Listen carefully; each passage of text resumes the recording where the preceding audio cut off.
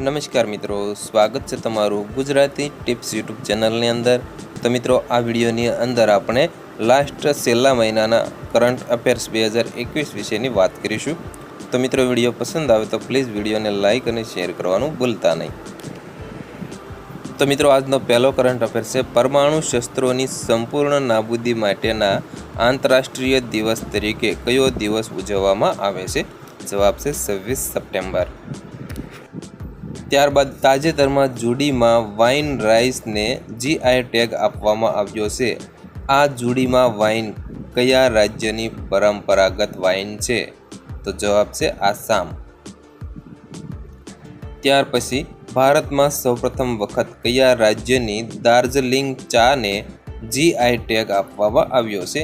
તો જવાબ છે પશ્ચિમ બંગાળની।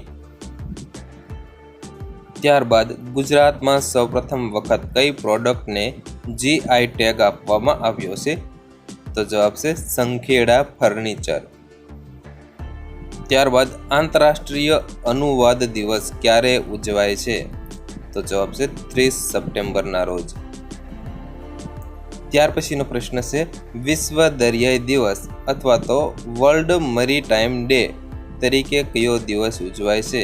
તો જવાબ છે સપ્ટેમ્બર મહિનાનો અંતિમ ગુરુવાર। ત્યાર પછીનો પ્રશ્ન છે, ચીન પછી દુબઈનો બીજો સૌથી મોટો વેપારી ભાગીદાર તરીકે કયો દેશ ઉભરી આવ્યો છે? તો જવાબ છે ભારત। ત્યાર પછી ત્રિમાસિક રોજગાર સર્વેક્ષણ દેશના કેટલા ક્ષેત્રોની રોજગાર અને સંબંધિત માહિતી પૂરી પાડે છે? તો જવાબ છે 9।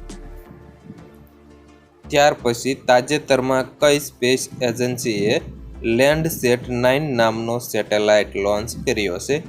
તો જવાબ છે નાસા। ત્યારબાદ તાજેતરમાં ઇંગ્લેન્ડના એક ખેલાડી શ્રી રોજર હન્ટનું નિધન થયું છે, તે કઈ રમત સાથે સંકળાયેલ હતા? તો જવાબ છે ફૂટબોલની રમત સાથે।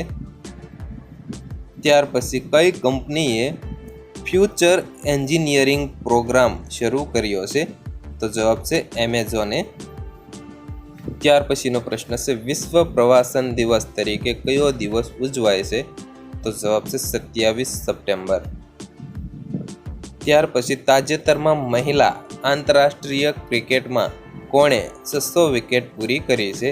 તો જવાબ છે સુશ્રી ઝુલન ગોસ્વામીએ। ત્યાર પછી જીઆઈ ટેગનું પૂરું નામ શું છે? તો જવાબ છે જિયોગ્રાફિકલ ઇન્ડિકેશન એટલે કે ભૌગોલિક સંકેત। ત્યાર પછીનો પ્રશ્ન છે, તાજેતરમાં ઉદ્ભવેલા ચક્રવાત એટલે કે વાવાઝોડું ગુલાબનું નામ કોના દ્વારા આપવામાં આવ્યું છે? તો જવાબ છે પાકિસ્તાન દ્વારા આપવામાં આવ્યું હતું। ત્યાર પછીનો પ્રશ્ન છે, સમગ્ર વિશ્વમાં દર વર્ષે 1 ઓક્ટોબરે કયો દિવસની ઉજવણી કરવામાં આવે છે? તો જવાબ છે આંતરરાષ્ટ્રીય વૃદ્ધ દિવસ અથવા તો વિશ્વ પ્રૌઢ દિવસ અથવા તો આંતરરાષ્ટ્રીય વરિષ્ઠ નાગરિક દિવસ તરીકે ઉજવવામાં આવે છે। ત્યાર પછીનો પ્રશ્ન છે, તાજેતરમાં ચીને ભારતની કઈ મિસાઇલ પ્રોજેક્ટ પર સવાલ ઉઠાવ્યો હતો? તો જવાબ છે અગ્નિ 5। ત્યાર પછી તાજેતરમાં શ્રી શિવાજી ગેશનની કેટલામી જન્મ જયંતિ નિમિત્તે ગૂગલે તેના ડૂડલ દ્વારા શ્રદ્ધાંજલિ આપી હતી? તો જવાબ છે 93મી। ત્યાર પછીનો પ્રશ્ન, તાજેતરમાં ભારતીય હોકી ટીમના કયા 2 ખેલાડીઓએ હોકી ટીમમાંથી નિવૃત્તિ લેવાની જાહેરાત કરી છે? તો જવાબ છે શ્રી ફિલકર રૂપિન્દર અને શ્રી બિરેન્દ્ર લાકરા। ત્યાર પછીનો પ્રશ્ન છે, તાજેતરમાં કઈ ભારતીય મહિલા ક્રિકેટરે પિંક બોલ ટેસ્ટમાં સદી ફટકારનાર પ્રથમ મહિલા ખેલાડી બન્યા છે? તો જવાબ છે સુશ્રી સ્મૃતિ મંઘાના। ત્યારબાદ તાજેતરમાં ગુજરાત વિધાનસભાના અધ્યક્ષ એટલે કે સ્પીકર તરીકે કોની નિમણૂક કરવામાં આવી છે? તો જવાબ છે ડૉક્ટર નીમાબેનની। ત્યાર પછી 2 ઓક્ટોબરે બીજા કયા મહાનુભાવની જયંતિ ઉજવવામાં આવે છે? તો જવાબ છે લાલ બહાદુર શાસ્ત્રીની। ત્યાર પછીનો પ્રશ્ન, તાજેતરમાં આવેલ ચક્રવાત ગુલાબ ભારતના કયા રાજ્ય પર ત્રાટક્યું હતું? તો જવાબ છે આંધ્રપ્રદેશ અને ઓરિસ્સા રાજ્યની અંદર.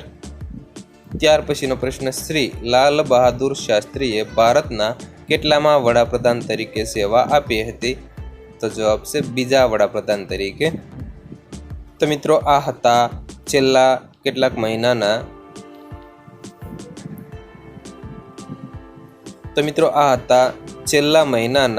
કરંટ અફેર્સ 2021નો આ વિડીયો. તો મિત્રો વિડીયો પસંદ આવ્યો હોય તો પ્લીઝ વિડીયોને લાઇક અને શેર કરવાનું ભૂલતા નહીં, તથા આવા જ વિડીયો જોવા માટે પ્લીઝ અમારી આ યુટ્યુબ ચેનલને તમે જરૂરથી સબસ્ક્રાઈબ કરી લેજો. તથા મિત્રો આ PDF બુક ડાઉનલોડ કરવા માટે તમે ગૂગલની અંદર ટાઈપ કરો www.gujaratitips.com અને ત્યાંથી તમે આ PDF બુક્સ ડાઉનલોડ કરી શકશો.